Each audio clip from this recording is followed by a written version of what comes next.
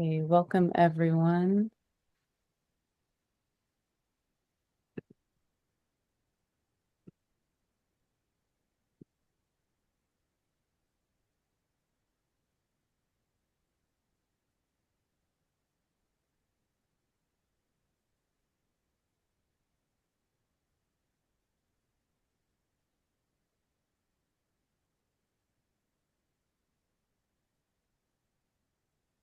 Mhm.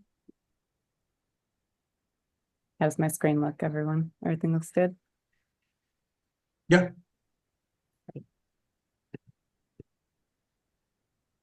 Okay, for our folks joining us today, welcome. Thank you for joining us. We'll get started in just a minute, but I'm just curious to know where people are tuning in from. So could you just write your name and where you're joining us from in the chat? It's a good way to test out the chat feature too.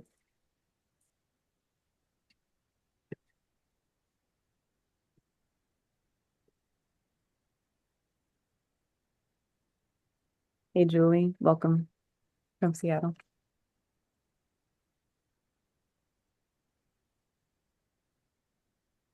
Welcome, Claudia and Carla. Do I write my own too? So yeah, I'm gonna write my own. Yeah, we are. No, it's not this one.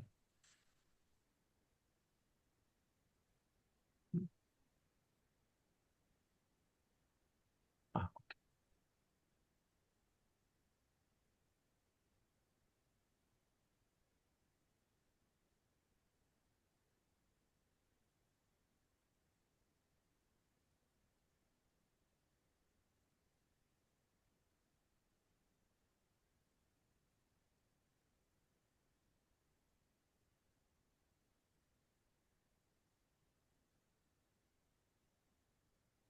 Hey, Bernard. Hi, Alex.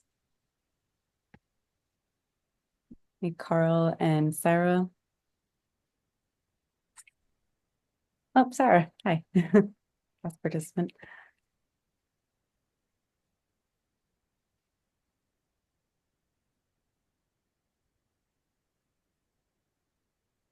Awesome. Well, I guess we can get started and more folks will roll in as we go. So again, just want to welcome everyone. Thank you for joining us today for this discussion with Nicola Verlato. I'm really excited for today's discussion. My name is Annie. I'm the program director and artist in residence with Sicily Artist Retreats. So we are offering a workshop with Nicola Verlato in September, and this is a great way today for us to get to know him, his work, his influences, all of that. So yes, I just wanted to first introduce everyone. So Carlo is a journalist, a translator of poetry, a poet himself. And he's one of our panelists today who will be in discussion with Nicola. And I'm sure everyone here already knows Nicola Verlato. But just to remind everyone that he is a master of Baroque music, architecture, painter, sculptor, truly does it all. And I am so excited to hear his thoughts on his work, on contemporary art, on his practice of making. And this is something that'll be, yeah, just very exciting to get into. So I just want to remind everyone in the chat, if you have a question, please ask a question in the chat. I'll be monitoring the chat for the entirety of the discussion. We encourage you to ask questions throughout. We want this to be very engaging. And Carlo and Nicola will take it from here. So thank you both for joining us today. Great. Thank you so much, Annie. Buongiorno, buonasera a tutte. Thank you for coming. Thank you for showing up to this webinar, which might be on your lunch break or in the evening, depending on where you are right now. We are extremely privileged to have Nicola Verlato with us, as Annie just said. Nicola, you your scope as an artist is so broad that sometimes it's hard even to know where to start. I mean, your inspirations alone are enormous. You've mentioned video games as the video game graphics as one inspiration, as well as Piero della Francesca and other masters of Renaissance art. What's the connection between, for example, video games and Piero in your art, in your practice? Okay, so hello everybody. So thank you, Carlo, for this very interesting question.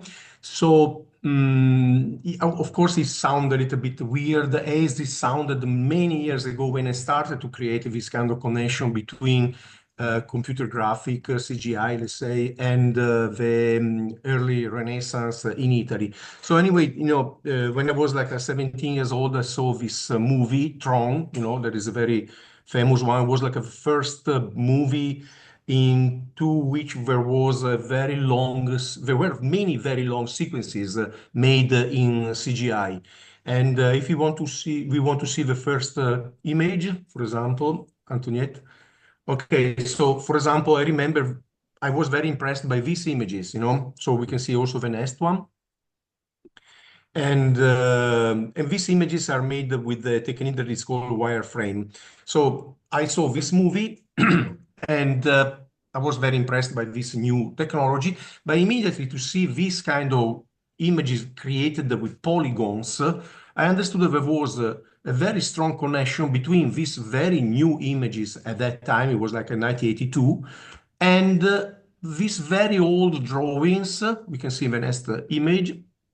They were being made in the early 15th century by painters like Piero della Francesca, Paolo Uccello. They were like the pioneers of the Italian Renaissance. So I understood that behind the new images and these very old ones, there was, in a sort of way, the same kind of project, the same kind of mentality. I started to say around, in 1982, it was pretty early to say things like this. People were like a little bit worried, what this guy is talking about. And I was saying, that the video games, which started more or less in that period, and the first sequences in movies were born into the 15th century, practically. There was the same project underneath. In sort of way, until that moment, we were living under the influence of the paradigm of photography. From the early 19th century until those years, let's say the 80s, photography was the media. To say what is true is because it's been photographed. We know today that many of the most important documents, historical documents, were created on purpose in order to look like real, but they weren't. The famous image, a super beautiful image of Iwo Jima flag, for example, was supposed to be a document of something happening, but it was created on purpose. Or, for example, another image made by Robert Capa, the soldiers in the Civil War in Spain. Yeah, there's a beautiful image, but it also was prepared. So, of course, they were using this paradigm of a photographic image as the truth in order to convey the truth, to convey a certain kind of truth, of course. But, the photographic image was the truth. And so there was hyper-realistic painting was based on photography, since the 60s. And so that was the image. Starting the late 70s, the beginning of the 80s, another paradigm started to come in. There was the idea of the image as a project, as the result of something that you start from blank, from scratch. There's nothing on the screen, and you start to envision a reality out of which you get images. And that is extremely similar to what these Florentine people in the early 16th century, 15th century were doing in Florence. They were like imagining realities.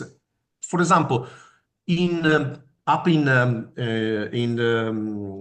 the Flemish people, Flemish painters, for example, like Jan van Eyck or Van Eyck, Roger van der Weyden, all these people were working on a logic that was more toward what then will became photography. Because, for example, there is the famous marriage of Arnolfini, the Arnolfini couple, in which there is this famous mirror in Vienna, in the in the end of a space, in which you see the painter reflected into a mirror, testifying that that marriage happened in front of them.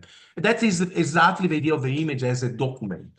And that logic then, during the centuries, developed into photography. For example, one of the main painters in Holland was Vermeer. Vermeer was kind of a photographer in sort of way. He was working with the camera obscura, of course, he was an amazing painter. His paintings are fantastic, but it is already inside this logic of the image as a document of reality. Piero della Francesca, Paolo Uccello, and then all the protagonists of the Italian Renaissance were working instead on a different kind of logic. There was like the idea of image as a project. For example, this painting, The Flagellation, that is in Urbino, is a very mysterious painting also, is based on a very precise project about a world that doesn't exist. And the painter, was able to get an image out of a world, a parallel world in some way. This thing never happened. It's a very conceptual kind of thing. It's not the document of something. If you want to see the next image, there is also, for example, the reconstruction of a map.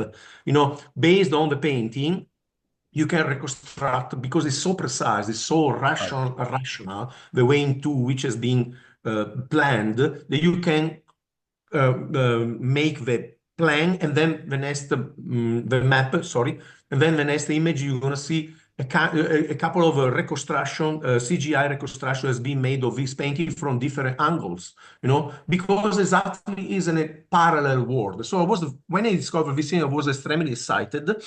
And I was thinking, okay, if I want to, because my idea is always being this idea of try to make another Renaissance in sort of way.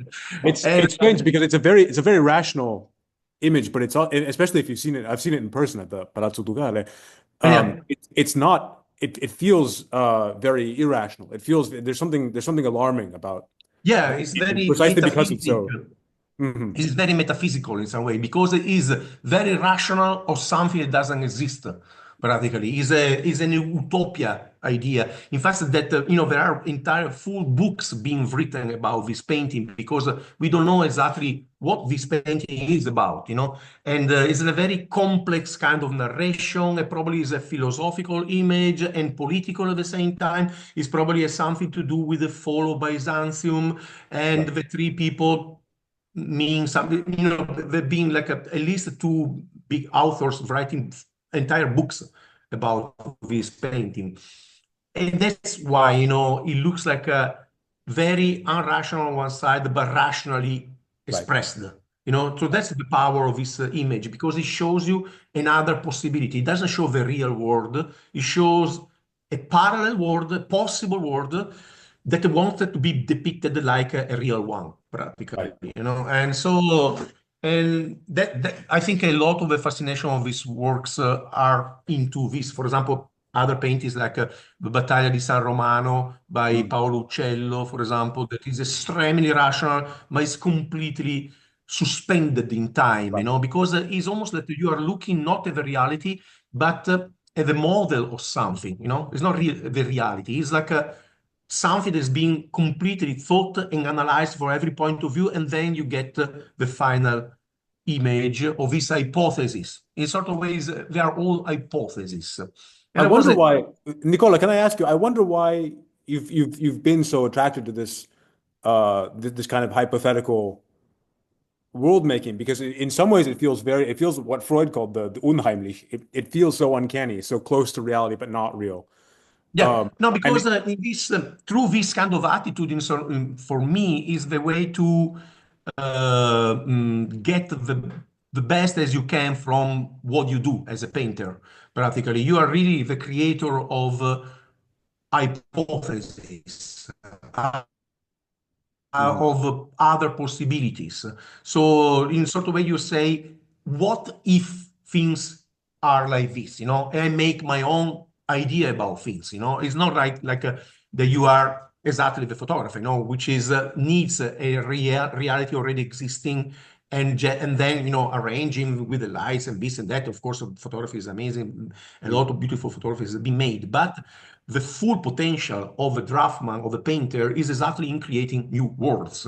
But these worlds they want to get into our world, and this extremely rational way to represent things that is through the geometric perspective is the way to create a bridge between this hypothetical world and our own world because of the very strong similarity between the optical vision and this geometrical representation of things. It's very Also, platonic. It's very platonic. Do you think about that? Do you think about ideal forms when you paint or yeah, not? I think absolutely is all about that, because all these painters were extremely influenced by the Neoplatonism, which was like the main philosophical current in Florence during the Renaissance, But one thing that is weird, that Plato was in sort of way against he painted images. He was writing the Republic,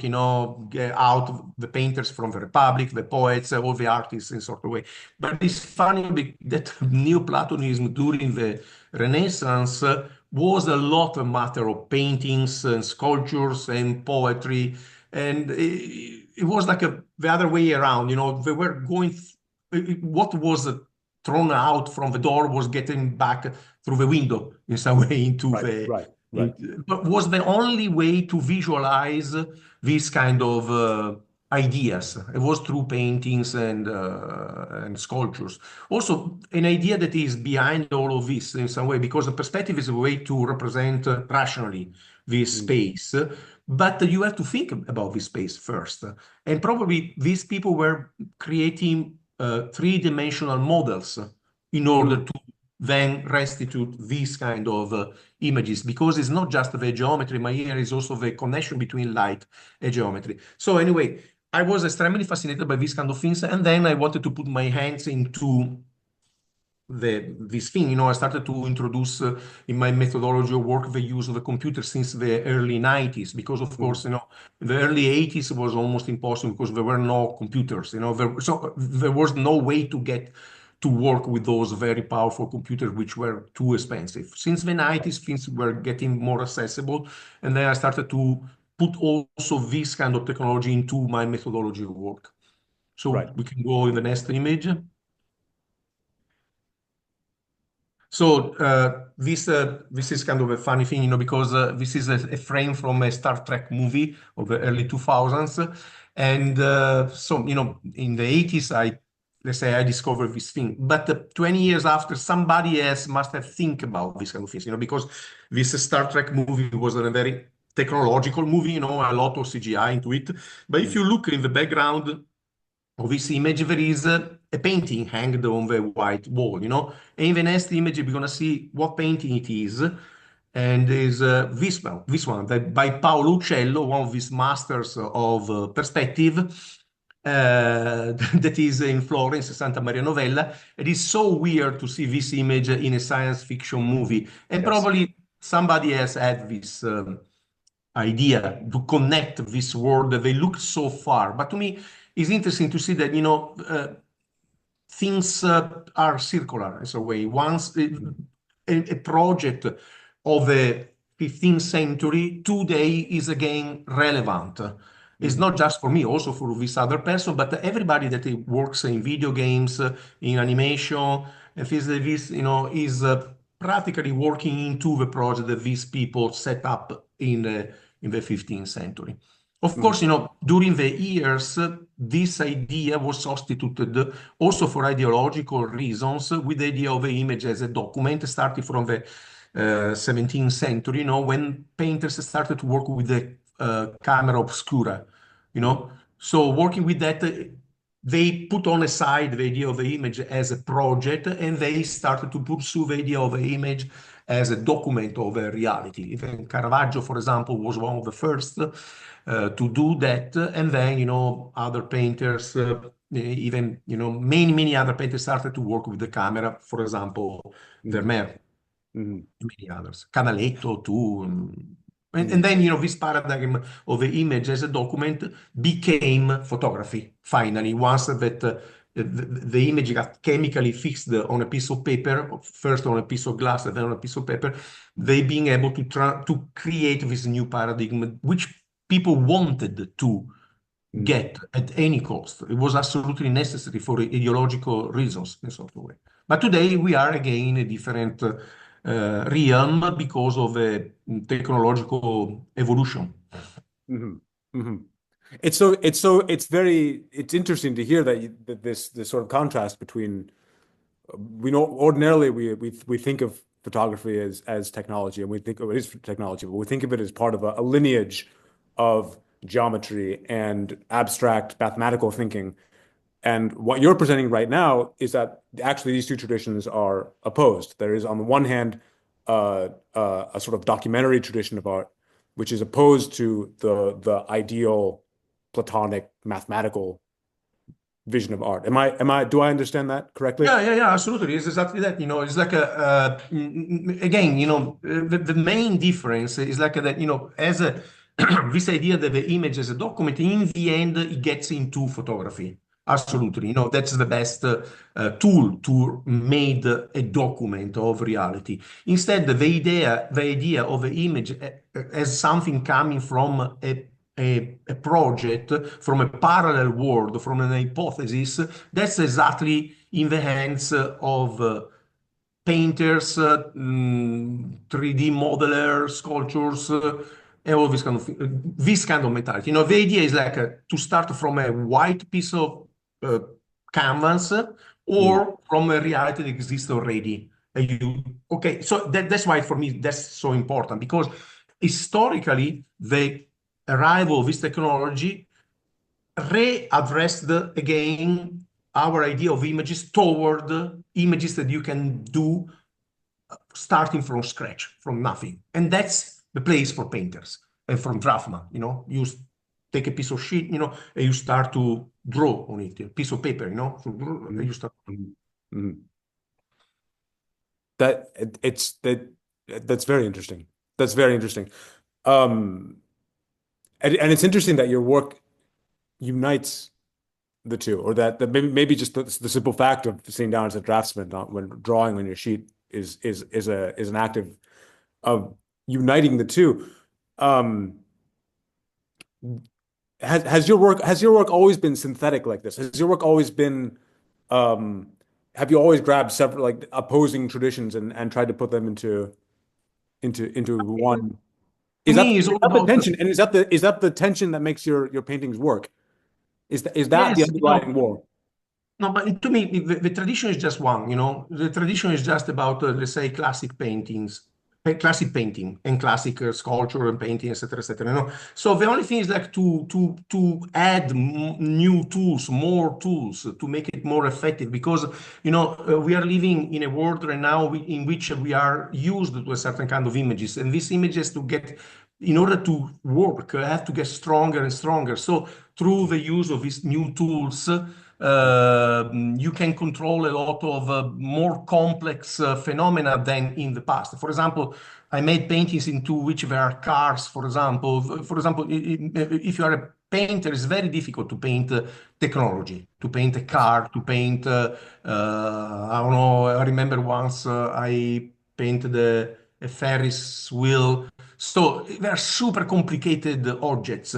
And so in that way, our reality has a lot of difficulties to entering our painting unless you start to use tools which allow to do that, So it's a very complicated otherwise, So that was like my struggle a lot of time, I want to paint classically, but at the same time, I want to give answer to my reality. I don't want to paint things that they look part of the past. And also I want to show my point of view on narratives of the past as somebody living today.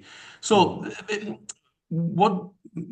when my paintings are the better ones, you can see that they look classical, but they are not at the same time, So there is something different, a little switch that change a little bit the thing, because we are living, we have a different look at things inside the same tradition, the same logic. So for example, the lights that you're using in CGI programs, for example, they are all mental lights. They are not real lights. There was a rendering program that was called mental ray. So which is exactly what I'm trying to say. So and the aesthetic quality is completely different. At the same time, looks the same, but is different. So is in a way to keep staying in the same route, let's say, but adding more tools. Mhm. I see. I see. But these aren't the only influences on your work. For example, we alluded earlier that you have a training in music. You have a training in architecture, but you also have a training in Baroque music, Yes, yes, and yes. composition. And I wonder how that appears, how that manifests in your painting. Yeah, so I think we should go on with the images. Okay, so I just wanted to show that with Yes. this image, that the perspective that we are talking about, of the Renaissance, in reality was started already in ancient Greece, So that's why, to me, it's very interesting to see how history is not linear, has like a perspective was invented in ancient Greece, used during the Roman Mhm. period, and then it went down with the arrival of Christianity, and then came back during the Renaissance. So things are never like just a line, let's say. It's always up and down, up and down. At least that was happened in the West, let's say. Mhm. No, regarding the music, we should go to the. Let me see 1 second, because I prepare some images to the image number 25, and so we can talk about that if you want. We can- Then we're gonna go back to these So we can ones. come back. These are so suggestive that we have to go back.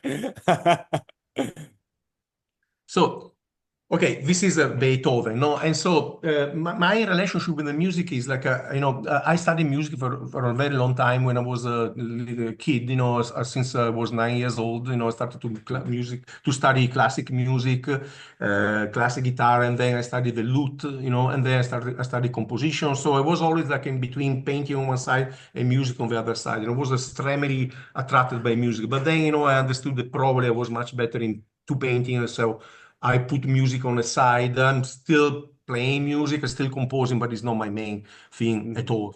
Thanks God, And so my problem, my relationship with the music is like the music is the other polarity of my work. My work is about space, painting, sculpture, architecture is all about space. Music is about time. It's all about that. And so one thing that always impressed me a lot was the fact that nobody knew the composers I was studying in when I was studying lute. I was studying Renaissance music. We all know Michelangelo, Raphael, Leonardo, Titian, etc., etc. But almost nobody knows the composers of that time, the music of that time. So I was studying Francesco da Milano, Gian Ambrosio d'Alza. I was Mhm. studying Kapsberger. Kapsberger was a composer of the time of Caravaggio, but everybody knows Caravaggio, but nobody knows Kapsberger. He was a great composer. For Mhm. example, the opposite was happening in the 19th century. In the 19th century, everybody knows Beethoven, but in the next image, we can see a painter was at the same time of Beethoven was Philip Otto Runge. He was very famous at that time, but nobody knows him now. It was an interesting painter, but if you compare this image with the Ninth Symphony, for example, you see that there is a huge discrepancy. You are not able to connect these two things together. Mhm. So I was always impressed by these things. In the next What image, causes that? What causes that? What causes the spiritual force of an age to concentrate on one art rather than another? yeah, because in my opinion, it's all about in sort of way the zeitgeist. We can say this German word, the spirit of a time. So the spirit of a time of the Renaissance was all about space. It was all about the painting, sculpture, architecture. To how to articulate space, to work into space, and for many different reasons. Also because. It was probably also because a lot of what was happening in Renaissance was happening in Italy, and probably we are more inclined to this kind of expression. Our uh, sort of way civilization or culture is a lot about community, life into the piazza, for example, everybody know each other, so everybody goes into place to see the community there, the entire society is mirroring itself into the place.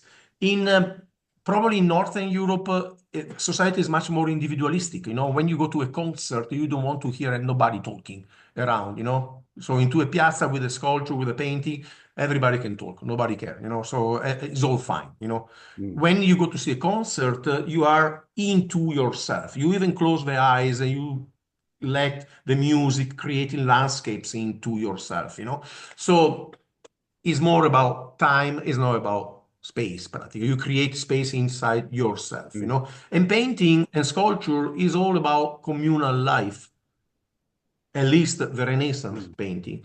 Music, the communal rituality of music is made by individuals all together in the same place, but nobody care about the other one in sort of way, So it's much more individualistic as an experience. So that's why painting became much less important because, for example, a huge fresco in the Sistine Chapel by Michelangelo is something that has to be enjoyed by many people together in the same moment while something else is happening. To go to see a symphony by Beethoven, into a concert hall, you don't talk to the next person, say, "Hey, that phrase is amazing. What do you think?" Everybody gonna be, shut up, don't talk, So it's a different way to stay together, So time and space are the arts of time create a certain kind of experience of a communality between people, and the one of space create another one. So if you want, in the next image, we see, for example, another painting by Caspar David Friedrich, very well-known painter, but he's not so well-known as Beethoven. Was living in the same as if Beethoven was making this for huge groups of orchestras. He was painting on the other side very small paintings, So you see that a very small painting can be enjoyed individually, in your home. Why, a huge fresco is for a big communal home, a communal place. So in the next image, there is also another thing that can be interesting. This is a monument to Beethoven made by Max Klinger, which was like a draftman, etching master, and he also made some sculptures.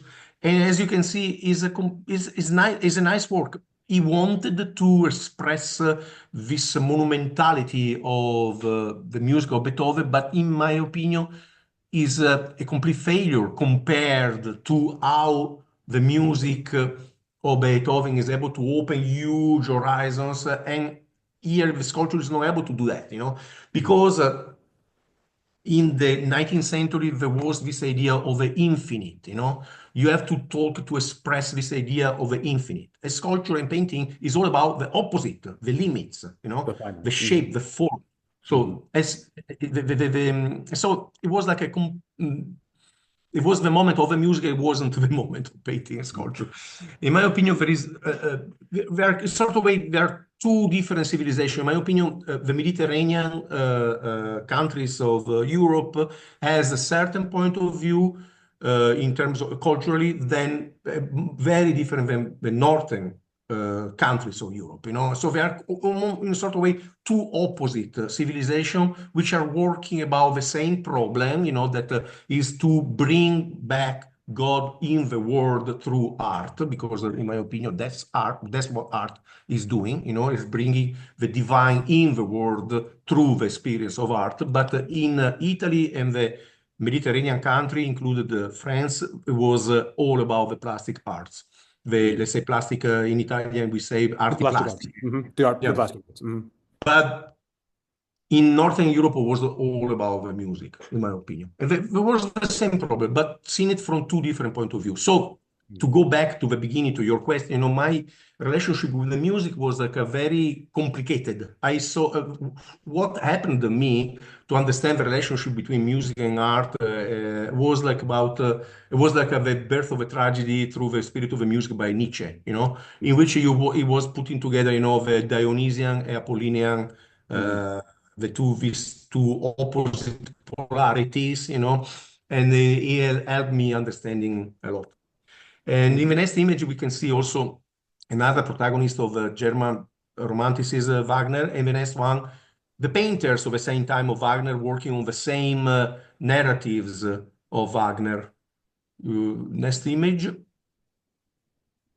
Okay, this is we all remember the music of Wagner, no? It was extremely, evocative. And this is a painting that was made in the same moment. How is it possible? So it's like it's almost like there's no connection. And it was made in the same moment regarding the same subject matter. This one was like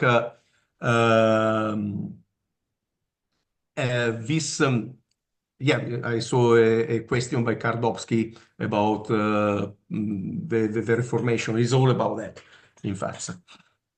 I mean, in fact, during the Reformation, there was these prohibitions and destruction of painting and art in churches, and all the arts went toward, of course, toward the music. The only art that was able to express the divine during the religious ritual in the church was music. Only all there is a famous Dutch painter, Saint-Redam, which was painting the interior of churches in Holland, and they were completely naked. There was no decoration, no paintings, nothing, just the pure white, which is a huge contrast with the Baroque, for example, here in Rome, which is unbelievably filled with images everywhere, sculptures, paintings, frescoes everywhere, So music was the way in Northern Europe to get the divine back into the world. And it's funny looking at this image right now, which is an image from German folklore. I assume. Yes, it's like how naked it looks. How empty it looks. Oh, this is Siegfried. Yeah. This is Hagen killing Siegfried or something. Yeah, like exactly. That. It's exactly that one by Schnorr von Karlsfeld, which was like a Nazarene painter who was living here in Rome for a long time, and it was painted for a castle of Ludwig from Bavaria, Right. And Wagner's patron. Yeah, he was also the patron of Richard Wagner, So it was exactly the same moment, exactly the same area of Germany, but then the results are completely different, So how the music of Wagner is super open, gigantic, how, these paintings are very limited. They are not able to express the same kind of thing, even if they were probably trying to do as much as possible to do it. So that's my relationship with. If you go in the next, I'm curious. I'm also curious, but if we could go back just a little bit, that you would study Baroque music and pre-Baroque Renaissance music. Yeah, it's music that relies heavily not on melody but on harmony, and on the repetition. Counterpoint. On counterpoint, right? On one staff saying one thing and then the other staff underneath responding. Exactly. I wonder how that shows up, how that materializes in your painting. But it's like that's for example something I'm very for example in these days I'm listening to the music of Alessandro Striggio, for example, or Palestrina. Palestrina is the most famous polyphonist of the 16th century, the most famous composer of that time. Striggio is less famous, but he made a piece of music that is a mass for 40 voices. It's something huge. In one of the pieces of this mass, there are 60 voices, 60 real voices. It's not like a duplication of other voices. It's like 60 people singing 60 different melodies on top of each other. So that's that music is the music of the space. That music was created to fill the spaces. It was the main thing was space there. So this idea of a counterpoint, that is this art of overlapping different melodies on top of each other is exactly what was happening into painting. If you take a painting by Michelangelo or by Daniele Volterra or Raphael, you see that there are all these trajectories of geometric shapes. They are interlacing each other, one on top of each other, you know. So there is the general image, and there are a lot of under images, under directions, you know, working in the same moment. There is the whole and the detail at the same time. Is that how you see form? Is that how you see form when you paint? Do you see them as voices? Do you see them as instruments? Yes. In a sort of way, yes, but it's not music influencing me. Because what I like the most is the music that is coming from space. You understand? It's not music. I'm interested about that music because I'm interested about space. That's I'm composing music too, you know. So I had a very big exhibition a couple of years ago, you know, which was like a painting, sculpture, architecture. I'm going to show you something later. You know, I composed the music for the exhibition in order to have the same ideas expressed into sound also. But that's a music for space. You know, the counterpoint is exactly that thing. You know, in fact, it's interesting to see how that music was developed in a completely different way than the classic music, starting from the end of the 18th century of Haydn or Mozart, in which then you see that it's time that is getting the most important thing. You know, the subject, the counter subject, the development, which also looks exactly like the philosophical system of Hegel in some way. You know. It's kind of interesting. I even think that music influenced the philosophy and not the other way around. So I'm pretty sure the first art, during the Renaissance, you know, the biggest, probably one of the most important philosophers during the Renaissance in Italy for sure was Giordano Bruno. No, but he came at the very, very, very end of the Renaissance, when the Renaissance was almost finished, practically. You know, so. I think that these places where we do painting, where these people were doing painting, sculpture, architecture, etc., were places in which they were not mirroring the time. They were creating the time in which they were creating the horizon into which time was their own time was created. Because many times people say, "Oh, you know, art has to mirror the times we are living in." It's not true. The real art is creating the time we are living in. We can keep going with the images. Sorry, I put too many images. Oh, no, it's never too many. We can go fast. This is the same fresco into the place. We can go the next one also. Sorry, we had a comment in the chat too. I think on that note of counterpoint, peccato in Italian from Celine. Like, I don't know if does that resonate or. No, I didn't understand. Celine in the chat wrote peccato in Italiano. I'm not sure if that we Peccato, such a pity. Yeah. Got it. Okay, sorry. Non-Italian speaker here, so we can go. Sorry. Next slide. Sorry. Yes. So the next one I want to show something very quick, you know. Is like the cover of a record during the 60s probably, in which, you know, Beethoven was associated with Michelangelo, of course, because Michelangelo was the peak of the same grandiosity that you hear in the music of Beethoven. You are not finding the time of Beethoven into painting, but you find it 3 centuries before into painting in Michelangelo. The next maybe one, we do though, but maybe we do. Maybe in Jacques-Louis David. but it's the same thing. energy. But you know, in Jacques-Louis David, there isn't the same kind of heroism. You see that he's getting into another thing that is propaganda in some way, you know, which I love. I love Jacques-Louis David. I love his paintings. And of course, there was that kind of thing. But I'm sure that Beethoven is on a superior level. Yes, I agree. In a sort of way, you know. And I think Michelangelo is superior to Jacques-Louis David, which I love, of course. I agree. And but it's because of this magnitude that they were able to express this huge impact. So we go to the next one. We can go fast because there are other examples, you know, the same logic. You see? And here even Titian, you know. So, in my opinion, is exactly because in the moment, and these are the composers that nobody knows. Okay, let's keep going. This is Francesco da Milano. Nobody knows Francesco da Milano. No, some people knows him. They are and now we are a little bit more people than before, because when I was studying this instrument, the lute, we were like a really few people, doing that. And I was studying in the conservatory in Verona, which was the only place in all Italy where you were able to study this. And then there was another place in Basel, in Switzerland, Schola Cantorum in Basel, which is still very important, and then probably in London, and maybe something in the United States. But it was like a super rare, and now it's much more popular, but it's not so popular. Right. The next one is the face of Piero della Palestrina. Right. Mm-hmm.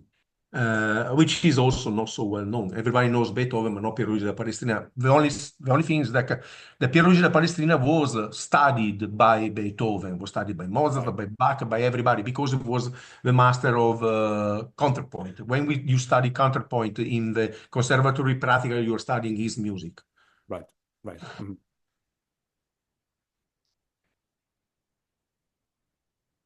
So this is about the Pasolini exhibition.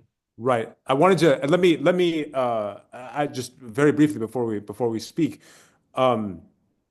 you made the monument in honor of Pierpaolo Pasolini, the great filmmaker, poet, painter, Renaissance man, who died 50 years ago this year. I'm curious. It seems like you're the only person who could have, because you're the only person who has that sort of breadth, a Pasolini, a Pasoliniano kind of breadth to your art. And so I wonder what your relationship is to him artistically, or how you judge him today. Yeah, the whole project started from one painting I made when I was in Los Angeles, because I was already working on this idea that I wanted to make monuments about pop stars, people who are widely known to see, and then monuments who has to be installed in a specific place.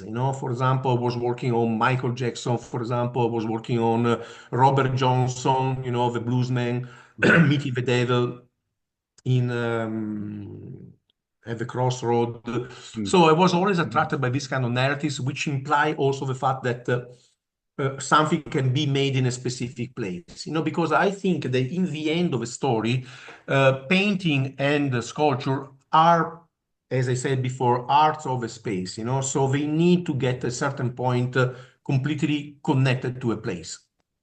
If we go back to the image 11, I can show you a little diagram of how I conceive this thing. So the thing I'm trying to show here is this is my project, about Pasolini, which is what I consider being a general process of creating mythologies, passing through narratives, immaterial narrative, which are into time, like I don't know, everything that we see on television, on internet, the fact that we are living in sort of a cloud of information, which is into time, and then step by step, when something is interesting to us, we are trying to make it more dense, to accumulate information towards something that goes to our space. That's my idea, So, for example, here I was showing, all the different images. We go from the bottom to the top, At the bottom, there are many different images of Pasolini I found in internet, because I wanted to make a monument to Pasolini. So I have to reconstruct his face, So I'm moving from all the different stories I heard on the radio, I saw on TV, I saw his movies, etc., etc. Then I collect all these different images. I'm already kind of compressing information, Then I'm reading books that's been written, which are what are books, about a subject like this. They are like a hypothesis, they are like a narratives, they are like a compressed information in a shorter time. The first narratives I heard them, for years on the TV, and then I want to know more about Pasolini. I'm reading a book, and I can read it in 2 days, in 3 days, in 5 days. And then I'm gonna watch a movie because many movies has been made about Pasolini, and then all those information are compressed and transformed into images, moving images in 2 hours, and then at that point into this process that everybody is collaborating because of our interest to a subject like this is a form of creativity, no? Because we are creating this interstore something, we are making all this sea of information getting more dense, kind of assuming a direction in some way. And we are doing it by buying books, going to see movies, and then the next step for me is to transform all of this into an object, which from being into time, from this information being into time, they are starting to get into space. And so I'm creating these sculptures, out of which I'm creating a painting, which I want it to be into a specific place, in the place where Pasolini got killed, which is that map that you see up there, So to me, art, the plastic art, painting and sculpture are exactly about this, to transform time into space. When all my paintings are about narrations in some way.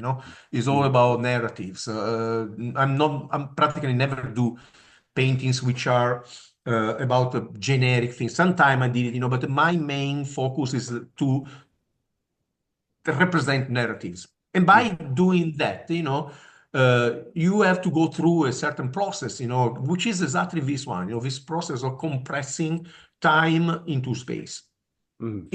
You do it through, for example, one thing that to me is extremely important is the composition of the image, the design of the image, which is probably the most difficult thing to do into painting, is exactly compressing complex narrative in one single image. It's super complicated.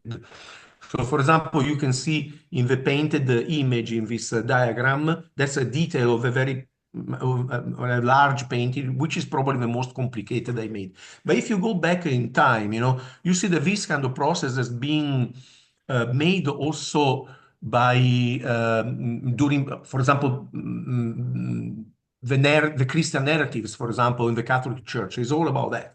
So you even when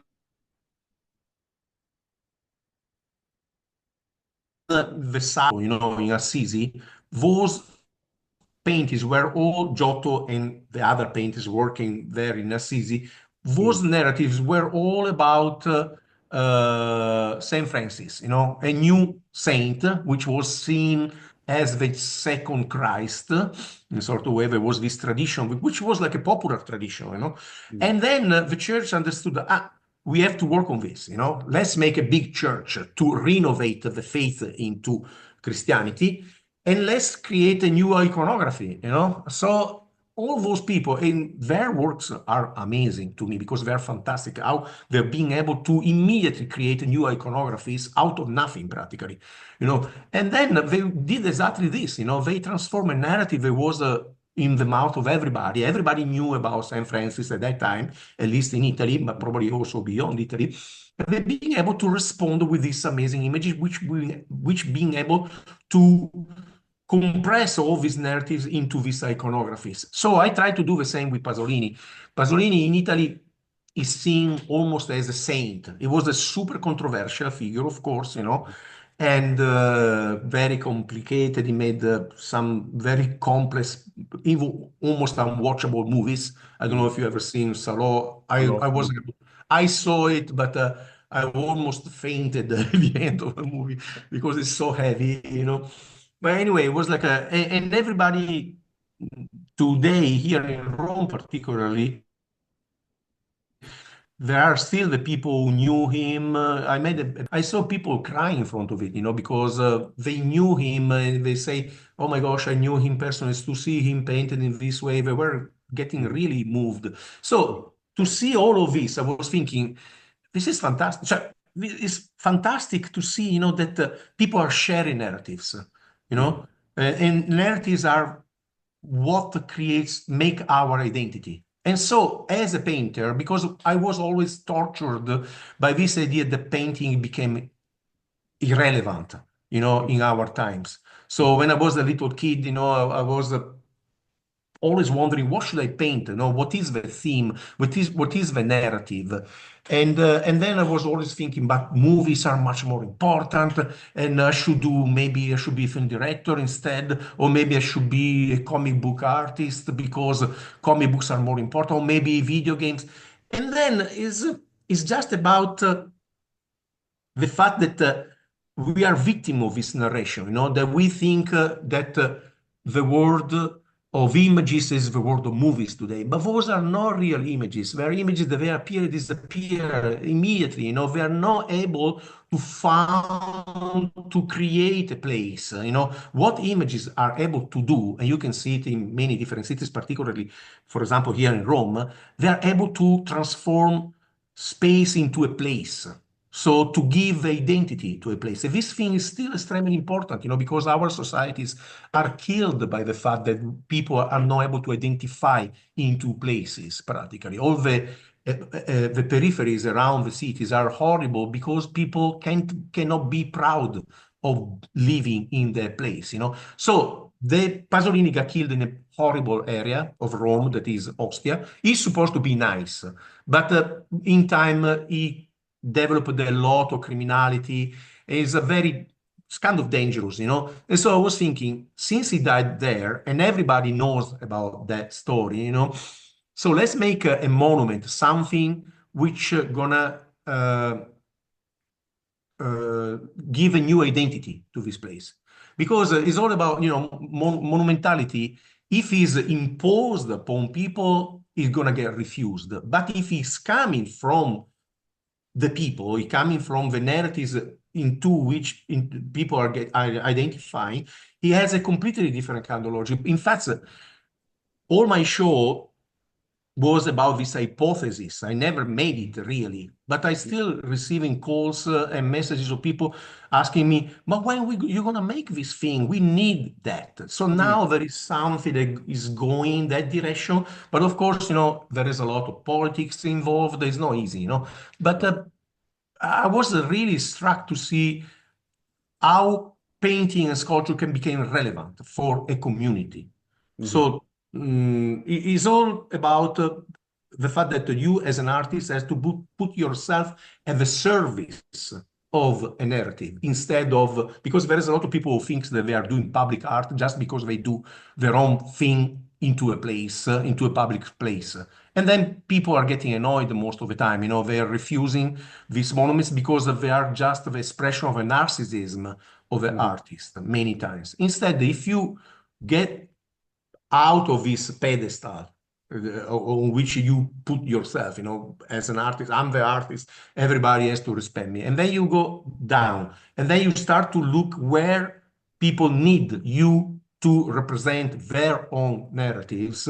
Maybe you can do something that can be very useful for them, but for you too, because your work is getting relevant. So that was my, let's say, ideology underneath. I see. Is that I thought it was interesting when you said when you were young and you were considering, well, maybe painting's dead, maybe I need a new medium, maybe I should look at comic books, maybe I should look at film.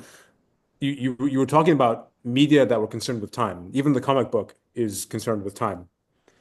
Do you think that this sort of turn towards community is the rebirth of space in art, or could be the where space is reborn?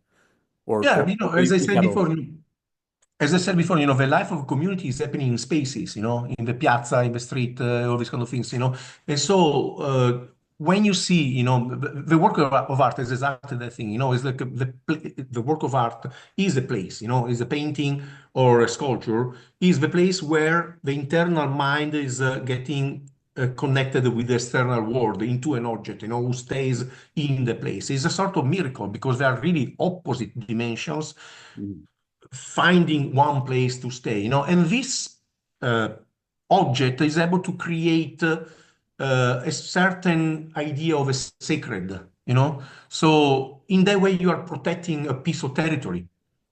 So it's time that is getting transformed, time as a narrative, into space, and through that is able to create this wave of sacrality. And he's able to defend a piece of territory, for example, from I don't know, somebody who wants to buy a parking lot or a shopping mall. Right. So you have a very big piece. You know, it's something that I see constantly here in Italy, or I remember I was very impressed to see this in Japan, for example. I'm always talking about the fact, you know, that when I went to Japan the first time, my wife is Japanese, and I was impressed to see the hills. They are completely untouched. There's no even electrical post. There's nothing, you know. I understood that it's like that because there are these monasteries, which are places where there are sculptures, paintings, and architecture. You know, these places are creating this sense of a sacred. And then you're going to respect forever. So it's a sort of way, it's almost ecological. We need a sentimental connection with the world in order to respect things. Otherwise, sentimental in a higher sense, you know, not that we have to start to cry, you know, but Right. yeah, in emotional connection, because an art is able to provide that thing, you know. Art intended in a certain way, you know, of course, in my opinion, you know. If you want, we can go back to the image 38. I can illustrate a little bit that exhibition, or you have a different question. No, let's go. Let's see it. Let's see it. Otherwise, you can, because there are some weird images coming here.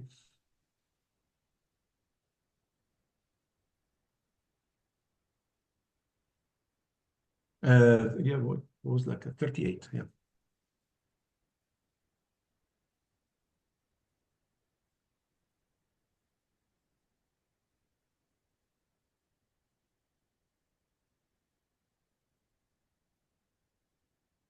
Okay, thank you. So these are some images. They're going very fast right now. What's happening? So these are some. My laptop is catching up. Okay, we're good now. Okay, thank you. So these are some images of this exhibition I had here in Rome in the Terme di Diocleziano, which is a Diocletian terme. Is a beautiful, amazing place. It was like this huge terme made during the Roman Empire. How strange that Diocletian is so famous for martyring Christians, and this is an exhibit to a murder victim. Yeah, exactly. It's true. It's true. And so this exhibition was all about this hypothesis, practically, you know, of building this monument, this mausoleum in the place where Pasolini got killed. Of course, there was also a video in which I was creating a kind of a sequence based on the music I composed. And then you enter into this place and you are seeing, you know, these two models of a mausoleum, and all the works, all the paintings and the sculpture in the exhibition were the ones into these models, you know. Probably it was a kind of was an exhibition which was also a proposal. Let's make this. That was the meaning of this exhibition. So if you want to go to the next image. And so there was this sculpture of Pasolini dying, you know, falling underground, sort of way, after dying, after being killed. For one thing that was very beautiful is that this place is fantastic. You know, here there is this huge mosaic coming from Ostia, by the way. And then there were like, you know, being able to expose your work in a place like this is extremely strong, is extremely exciting, of course, because these places has a lot of identity, a lot of history. This one was like this very place. This place was just the place where they were conserving the water. There was nothing. It was a technical place, practically. It didn't have anything monumental, but you know the proportions are so beautiful, and that is extremely impressive, the place itself.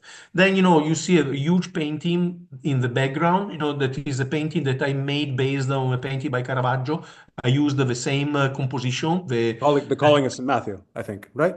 No, that is like but you're right that because there is the finger like this, like the Calling of St. Matthew, but the one is the entombment of Saint Lucy that is in Okay. Syracuse. And I used the same composition, but I changed the people in it, And so I made it as a TV team going in the place where he got killed. And then all the sculptures of the heads are the heads I made in order to represent the faces into the painting, because of course all of these people are historical figures, but they are all dead. So I have to reconstruct the face. I didn't even reconstruct the face of Pasolini when he was a little kid, his mother, because what I want in the end is an absolute coherence of the image. Otherwise, you get the collage. It doesn't work in that way. So you have to reconstruct. Even this sculpture here of this guy falling, or Pasolini falling, was the model I made to make another painting that then you're going to see in another image. If you're going to keep going with the images, you see another image of the same group of works. Let's keep going. This is a huge drawing, which was a study for the frieze inside the building, in which I represented all these people fighting and killing each other, all this kind of thing, because that was, in my opinion, how Pasolini, in the end of his life, started to see humanity as practically a place of just pain only. And how he saw himself, I think. Yeah. And how he saw himself. Yes, exactly.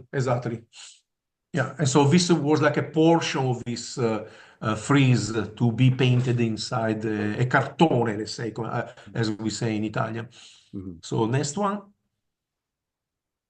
And in the back, you see, for example, this very big, is a big painting, not so huge, but it's a big one, that is looking like almost an altarpiece, in which you see there is the same figure falling here is also the one in the center of the painting. So to me, it's all about, jumping between 3-dimension and 2-dimension, 3-dimension, 2-dimension, because my paintings are coming from this kind of process. I do a lot of drawings at the beginning, then I transform the drawings in 3D models, which I do with the clay or with the 3D programs. And then I goes back to drawing because I'm drawing from these 3D models. And then I go back and forth constantly between 2 and 3-dimension, and then in the end I have the final image. But of course, into this process, each of these elements can become independent work. For example, all these portraits are independent sculptures. The one there is an independent sculpture, but it was born as a study for the painting. Of course, I made the study, it was this big, but then I made it big for the exhibition. If you want to keep going, let's see what you see. These are 2 paintings. One of these the one on the left is a painting of one hypothesis of the death of Pasolini, because nobody knows exactly how he died. So there is a lot of talking and disputes about how he died. But to me that was interesting, because they allow me to make a different hypothesis. When you don't know exactly what's happening, you are getting into the myth territory. You are not anymore in history. You are getting into in the myth. That's why I was interested. And then in this, the painting on the right, that was the basic, where the whole project started. And to me it was kind of interesting because usually we see painting as something to decorate an architecture. When we think painting for a space, for a public space, we think first of a decoration, then we're going to call a painter, you're going to decorate.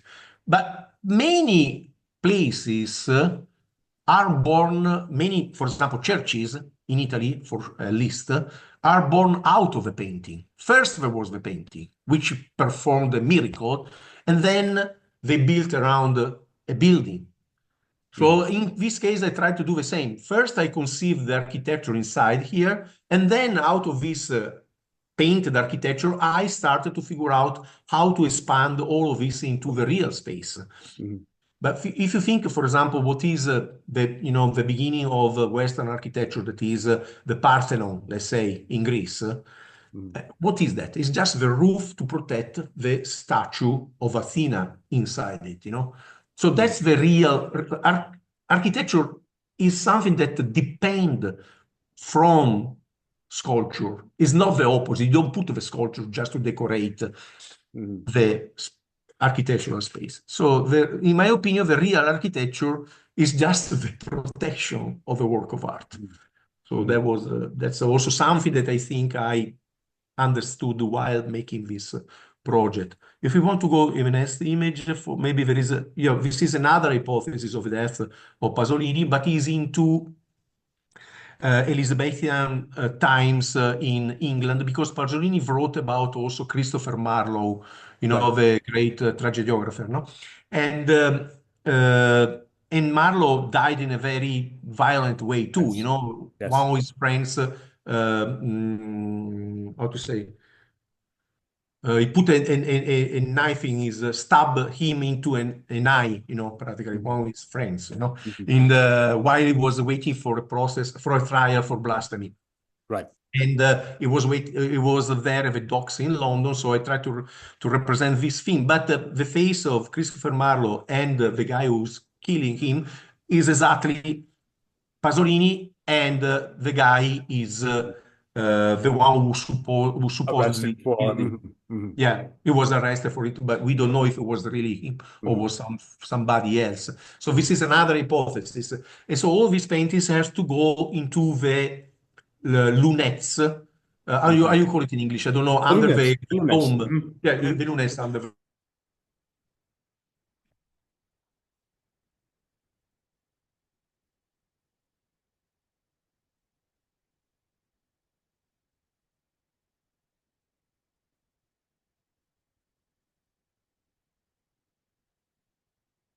and there's the Petrarca nearby, Petrarch, which was like his ideal mentor when he was a little kid. He was saying that into interviews. And then the other guy is an American poet, very controversial as well, was Ezra Pound.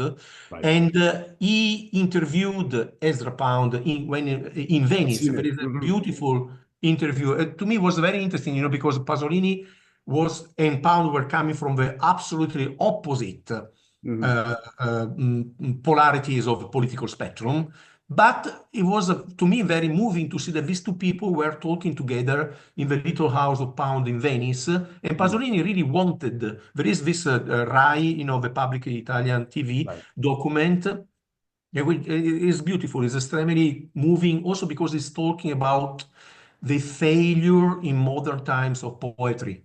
So Pasolini he started to make other things. He started as a poet, and then he started to write novels, and then he started to make movies, and then in the end, his own life became the epicenter, the focus of all his artistic creation in a sort of way, because it became the subject of all the media system.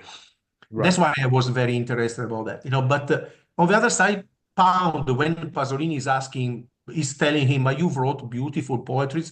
Pound said, no, I wasn't able to make it. I failed in a sort of way, because he wanted, he wrote the cantos. He wanted to be like Dante, as Pasolini wanted to be like Petrarca when he was a little kid of 7 years old, Right. And so you see these two giants in front of a failing of poetry in the times of modernity. Yes, and I think they have more. I think they have much more. You say they're in a way they are coming from opposite sides, but they're both in a way they're both victims of the war. They now live in a world that has no place for them. Yeah, exactly. And so I was very impressed by the relationship between these two giants, of Western culture of the 20th century, very opposite and very similar at the same time. So in the next image. This is the architectural project. That is sort of what came out from the painting, So the inside of it, if you want to keep going, there is the big frieze and the lunettes up Mhm. and the sculpture falling in another space underneath. Mhm. Of course, it's all utopian, but I like this. One of the few things I think I took from contemporary art is exactly this utopian point of view, that you can make an hypothesis, an hypothesis which can assume kind of almost a political point of view. And to me, it's like it's fascinating that you can do that through painting. Now, this is very strange. This is very strange to me because you've made this is ideal the way we talked about earlier. This is a work of perfect, ideal, geometric art rather than photographic art, and you would assume that the central figure of this ideal art would be ascending, would be going up towards the Platonic, Yeah, towards God, and instead what we see is a fall, like Satan falling, Lucifer falling from yeah, heaven. yeah, yeah, yeah. Is there Yeah, are you recognizing a certain limit to your ideal art, or maybe a failure of ideal art? no, it's like something that I discovered many years after I made these paintings and also this project is like is that this descending is something typical of all shamanistic cultures. We are descending in a place underground with water around. If you go back a couple of images, I show you that. These people are into a kind of an island, and there is, you cannot see it here because it's too dark, but there is water around with a little boat also. Unfortunately, I didn't think to put the image of a painting. So I didn't do it on purpose, but in the end, I discovered that this is a typical, and also I put the tree, and I saw in a book this kind of diagram of a hallucinatory visions of proto shamans or shamans that are based on this structure. The Mhm. tree going underground, the tree, and then the water. And it doesn't have anything to do with the devil or Satan or things like this.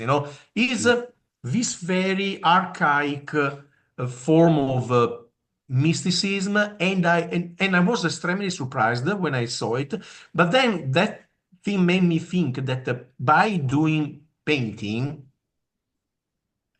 a certain kind of painting, figurative painting, etc., with this kind of, structures, etc., uh, we probably are the last shamans, probably, because when you have a piece of paper in front of you that is completely white, you have to start to look inside your brain and start to organize these images, and of course you get into places which are common to everybody. Everybody has, but there is a way to get there. And this way to get there is to drawing, making drawings. Making drawings probably is a way to get into those places. And then you find these places. It's so funny because I didn't know nothing about this. And then at a certain point, reading this book, I see exactly the image I made with the water, with the tree underground. So this is an ascension that you go up by going down in sort of way. Mhm. Mhm. So I was very impressed myself about this. I'm not saying that, but I think we are not creating anything new, never. We are just exploring places which are inside our consciousness, and then we restitute them on the canvas. That's why I'm told we can go back to the beginning. Why is so important this connection with painting as something that with the video games, for example, we were talking about that. Because again, once that we are in front of something that is absolutely uh, this idea that there is a piece of paper or a canvas that is completely white, you have to start to interrogate yourself, and to start a process of image making. And this process of image making is exactly what probably shamans were doing, through many rituals, etc., etc. And then they were telling the people what they found in these trips into their own consciousness. Painting is like that. Poetry is the same. Music is the same. There are all these travels into another dimension. Hmm. Hmm. It's so fascinating. And Nicola, I wish we could talk about this all day, but our time is limited, unfortunately. So I wanted to redirect the conversation slightly. Um, there are people in the audience tonight who are considering coming to your workshop in September with Sicily Artist Retreats. What can they expect? Yeah, of course, we have, I, if the people are going to come to see are going to come to participate in the workshop, we can talk all about this.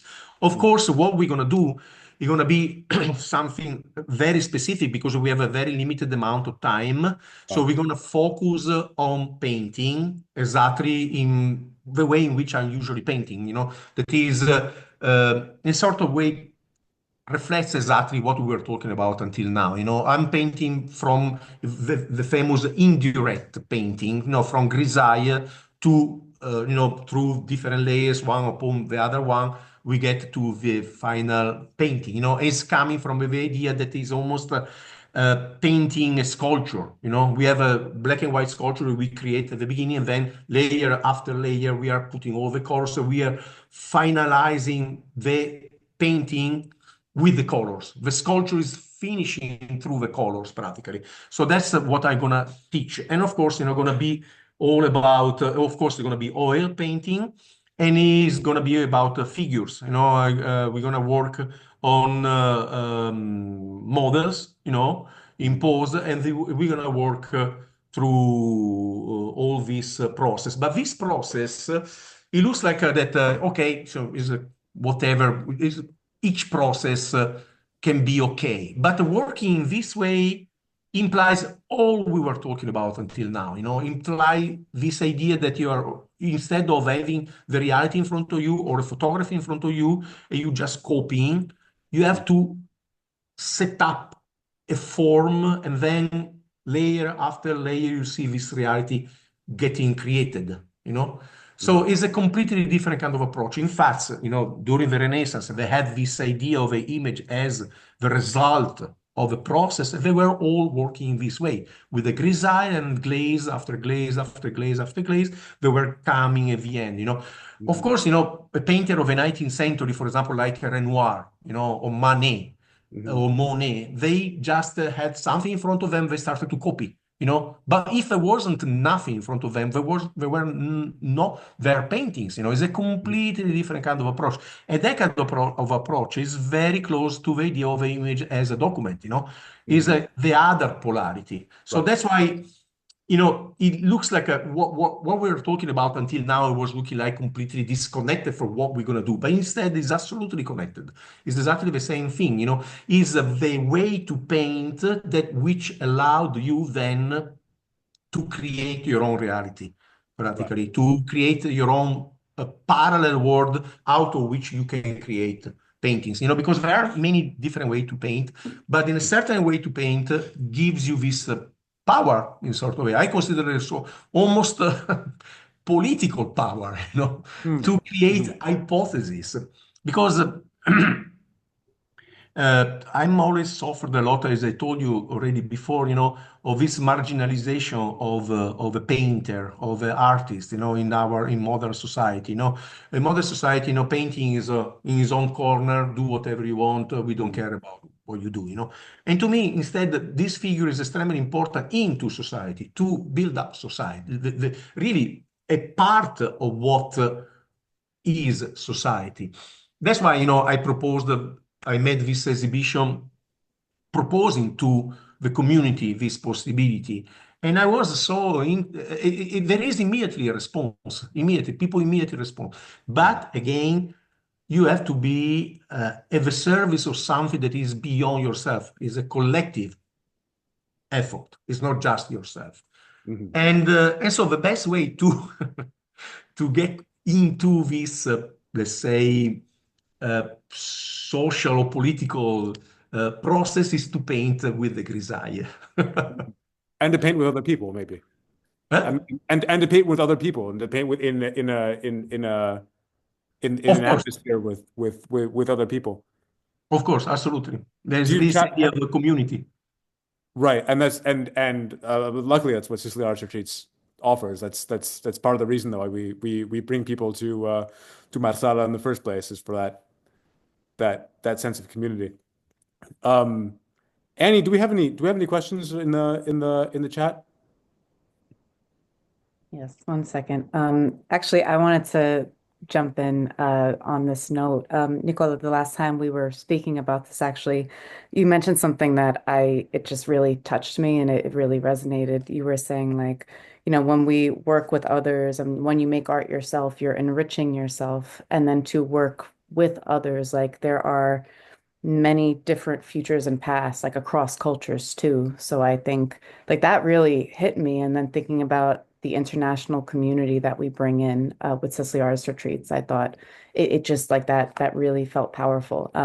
So before we get into another question, I just wanted to throw that out there. We do have one question in the chat. Okay, but that thing was about, we were talking about that once. We were talking about the future and the past and all these kind of things. In my opinion, in art there is no future, there is no past. It's like just a present, and there are all these interconnection between different identities, that they can influence each other. For example, if you want, I can show you some images. Uh, what is like from the six, what was like 51. Just after these ones, there are some images of painters for example, in China that their paintings made today. These paintings, like or maybe during the 90s, I don't remember, But you see, they are completely inside their own tradition, So and then if you can keep going, we're gonna see other paintings from the next images. So these are all expression of a very specific identity. This, this kind of Chinese painters, which are not very well known outside of China, are super expensive in China. They are considered the true master of today, and they looks like a painting that could have been made in like I don't know, in the Ming Dynasty, centuries and centuries ago. And then you can go next. This is another Chinese painter. So you can. This is, for example, I really like a lot of the work of this artist from Japan. Her name is Matsui Fuyuko, and you see that her work is completely Japanese. It's completely into the traditional Japan, but there is an influence, in my opinion, from the Renaissance. For example, in the physiognomies. If you go on the next images. You can see something coming from the Renaissance inside the very typical way, Japanese way to paint. Again, next one. You see, and then this is for example, this is a completely different thing. This is a Greek artist today that is still painting with this ancient tradition of Byzantine tradition. Yeah. So I wanted to say this because many times, painting has been, we have been always, they told us all the time, there is an evolution of the language of painting, and this evolution has to get into abstraction. For some reason, I remember when I was a kid, oh, one day you will understand. One day you're gonna understand. You're gonna start to make abstract art, and probably I'm so stupid that I never understood, probably, and so I never did it. Or there are different traditions coexisting in the same moment. Abstract art is part of a certain tradition that is iconoclastic tradition, in which it's not possible to have images. And so if you want to go in the next images, again, another couple of them. So this is Malevich, Malevich was working at the beginning of the 20th century, This is the famous black square. Then you go in the next image.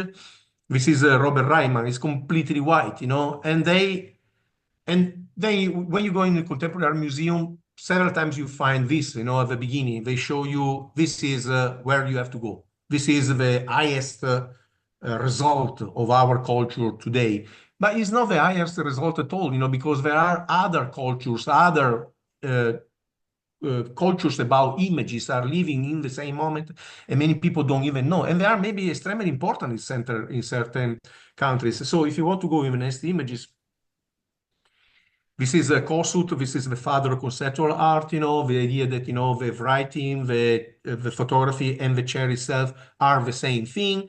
In fact, of course, painting is not there, because it's part of a certain iconoclastic kind of culture, while, the others are different response to the problem of the images. The problem of the images is really central to every culture, practically, how you relate to making images, but images made with the hands, because the images made with the hands are extremely powerful, because neurologically we are extremely sensitive to images. We are still the center of our world. In fact, what we do when we go in a new city, to see a civil where I am. We go to a museum. Everybody goes to a museum. I wish less people goes to museums so I can see better the paintings into a museum.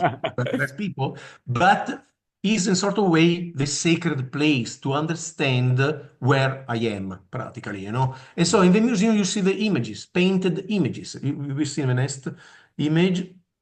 So I wanted to show how even Western culture, we kind of lost really the idea of what is the figurative Western culture, because we have this myth of the evolution of the language. But for example, this culture was made in the 2nd century after the Common Era, imitating Fidia that was made 7 centuries before. So they were already keep working on the same, which this one was the standard for 800 years, this kind of images, like the Chinese painter that today is painting like hundreds of years ago. These Greek sculptures were working along the standard of what was their culture. But then if you go in the next image, this is another of this neo-Attic style. It's called like that, Then you go in the next one. And then this is, it looks like a very close to the ones before. It's been made by Baccio Bandinelli in the 16th century, And so if you go in the next one again, 16th century, Baccio Bandinelli, this is Canova in the 19th century. So there is this constant, of this approach to images that is typical of our culture, So what I want to say, that all these different cultures can get interrelated, but when you get on the white canvas, there's nothing to interrelate there. So so it's like just white. That's it. It's finished. End of a story, end of a game. So all these cultures can, influence each other, but into something that is common to everybody. That is, for example, the representation of a human figure that is common everywhere in every culture. Mhm.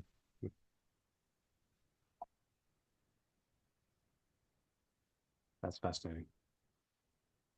Yeah, no, thank you for that. I think I'm going to skip here. Carl, I'm not sure if you just saw the newest question in the chat. Yeah. Michele Capozza says that he says it's a shame that I didn't get a chance to see the exhibition at Imola, myth generation. He regrets I'm that. sorry. I'm gonna do more exhibitions. We hope so. We hope so. Great. Rosetta, Anything else coming in? sorry. Anything else coming in? There was a question that Rosetta asked a little earlier about narrative. So asking if the narrative in painting is usually related to what is known or by extension of the images about the protagonists, or is it invented by you? Like, where does that narrative come from?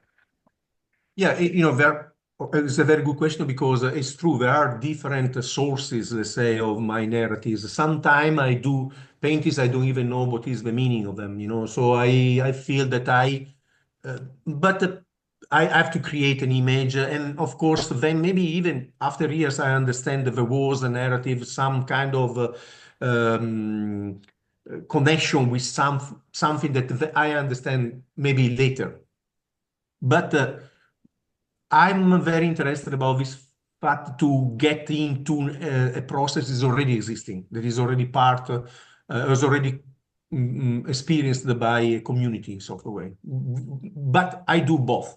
I do both. Mhm. Mhm. We'll wait for a couple more. Thank you for that.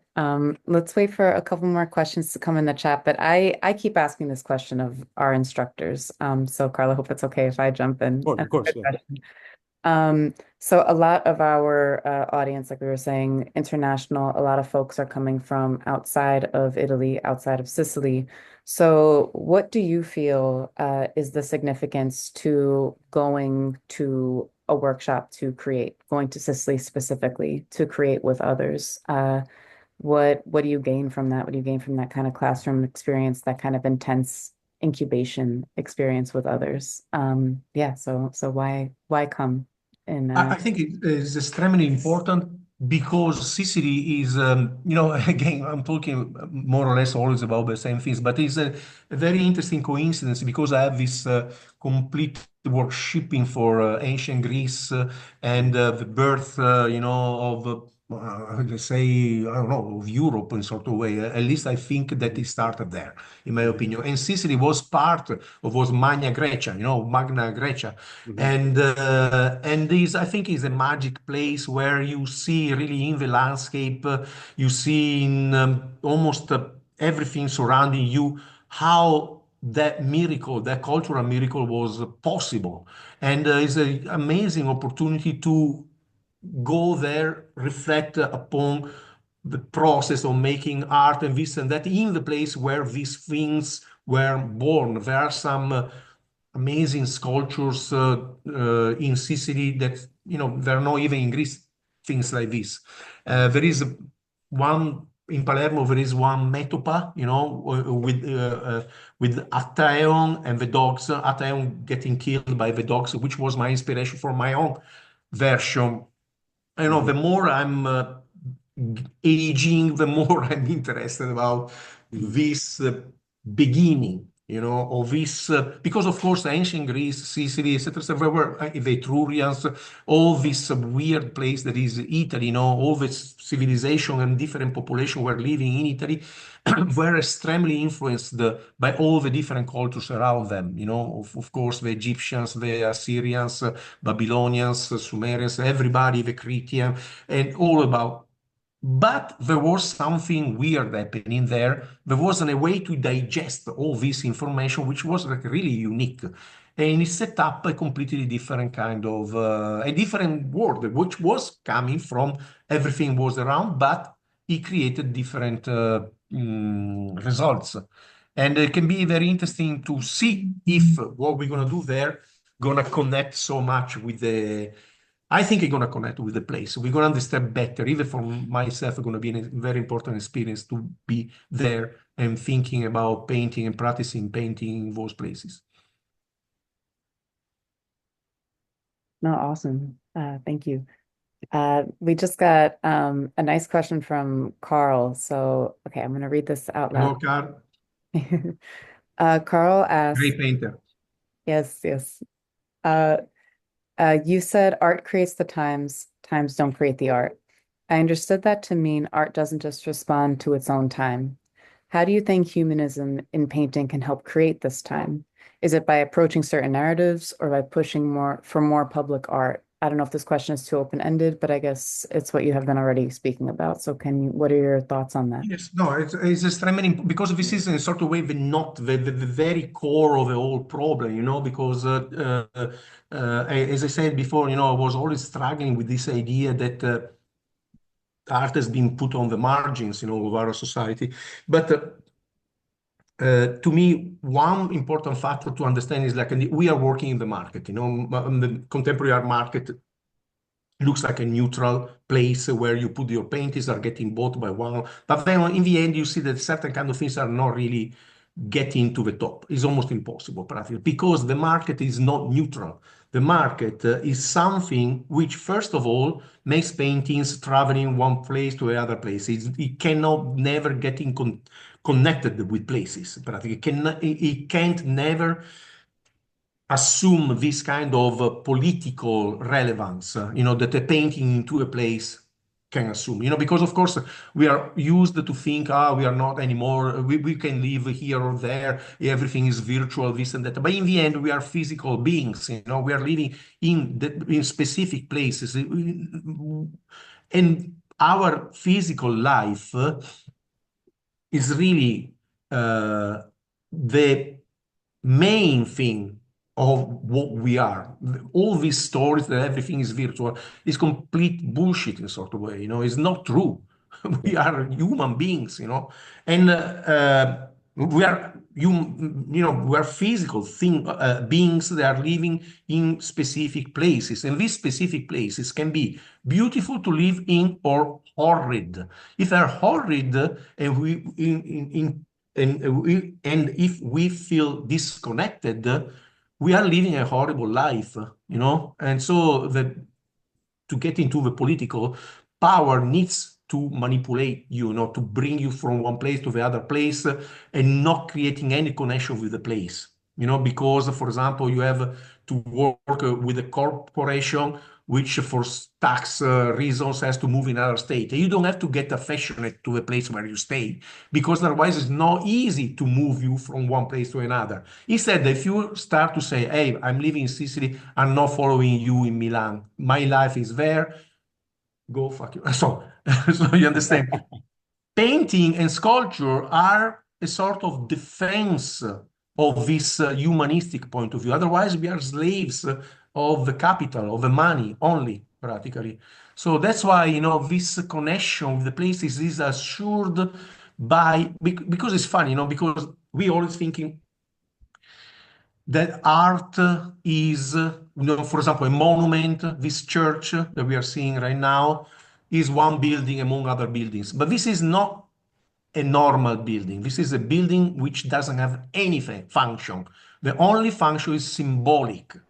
And this symbolic function that is to host rituals, which doesn't have any purpose, because you are not making money through the rituals. Maybe, the church, this and that, all of these kind of things. But it serves the community because it's a place where the symbolic realm is expressed into a material, into the reality, is creating this defense of a territory, as I said before, practically. And this defense of the territory is created by the connection of the people with the territory.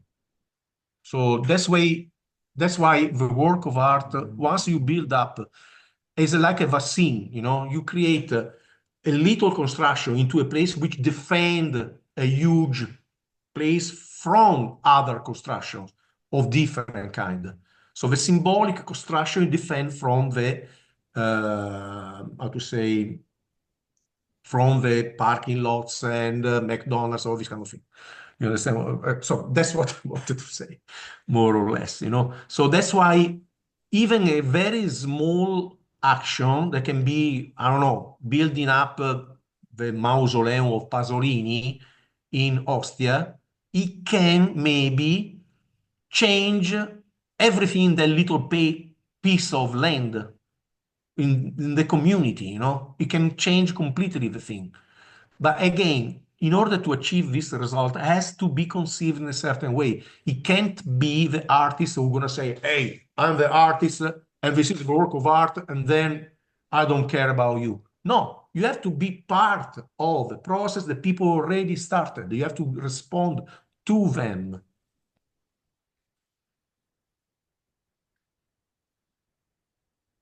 I don't know if I was able to respond to the question of Carlo.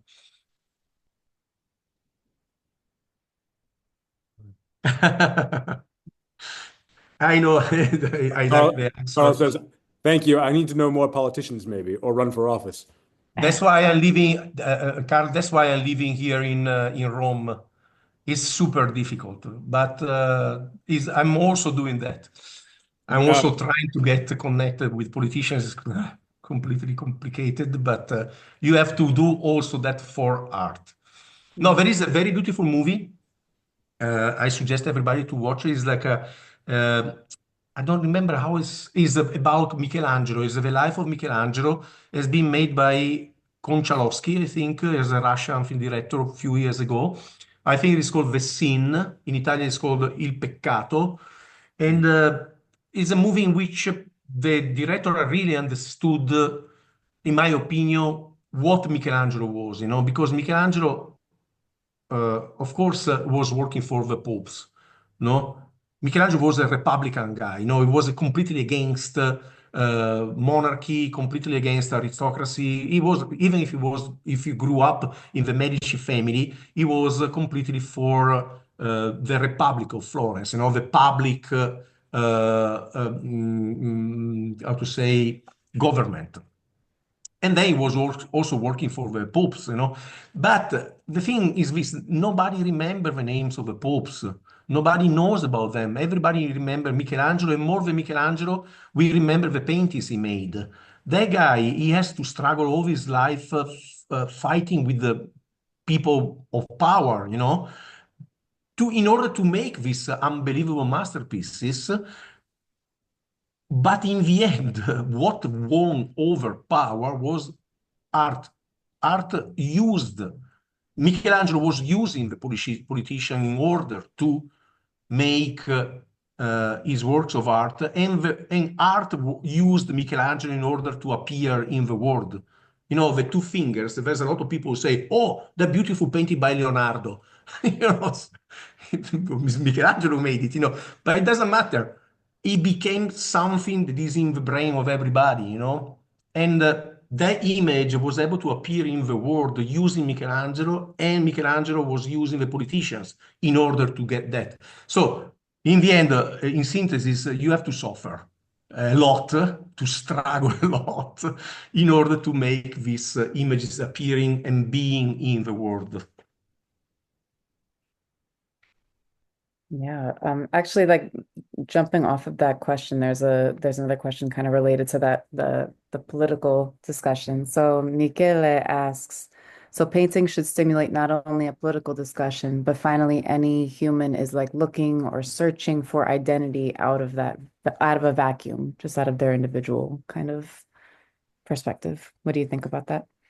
No, I really think it is that. I think that we are looking for this, art in sort of way is always creating meaning, so we are living in a world that it looks like I think is evident to everybody, that it's difficult to find the meaning of our life in our world, all these kind of things that we several times think that we don't know what is our identity. Art gives us exactly that. Painting, sculpture, poetry, architecture, music is exactly the way through which we connect with the world, practically. We connect the constant, the eternal that is inhabiting ourselves with the present. And so we are able to put together these two worlds are completely apparent, seemingly disconnected, but in the end, in the work of art, they are getting one. In the end, the authentic work of art, in sort of way, is the ritual, any sort of ritual, and because that's the real Gesamtkunstwerk, what Wagner was trying to do, into music, In the end, he invented movies, he invented cinema, practically he didn't invent any Gesamtkunstwerk, but that's what we were looking, it's always you know, a church is really that, all the arts together. Is a Japanese temple is exactly the thing. All the arts are together, and they are together because they are accompanying a ritual which makes sense, gives sense to our life in the world, That's why, politics can be, politics is, is the way through which you are able finally to create these kind of places. For example, Wagner, going back to Wagner was all about that, was able to get a lot of money from Ludwig, the guy that we saw before, made also these castles, these frescoes, etc., etc. In the end, he was able to create his masterpieces also because he was uh, probably much more than me. I'm just a poor how to say, dilettante, how you say in English? Dilettante. You're Dilettante, not a dilettante. compared with You're not a Wagner. dilettante, no. Yeah. No, but Wagner was like a really a son of the beach for real, you know. Oh, yeah. Was a total bastard. But in the end, what is the most important thing are the works he made, the works of art. This is my point of view about this kind of things, you know. You know, it's all dialectical, practically. You have always to, you know, put your hands into the reality. But it's difficult. Mhm. Mhm.